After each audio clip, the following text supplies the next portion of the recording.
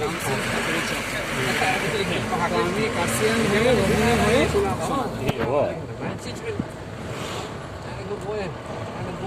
না, weather clean আছে, রোদ উঠে আছে, রোদ উঠে আছে।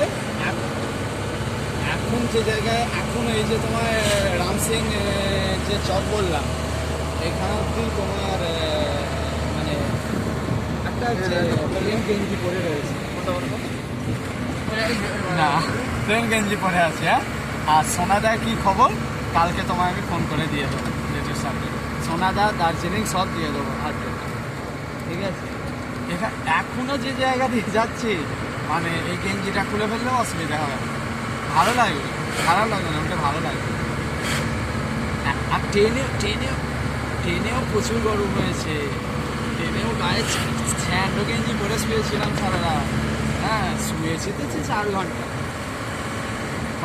হয়ে গেল। ঠান্ডার জায়গায় একটু উচিত ছিল, না হয়ে বেকার হয়ে গেল। হ্যাঁ ঠিক আছে, তুমি একটু কেটে দাও। হ্যাঁ হ্যাঁ হ্যাঁ হ্যাঁ।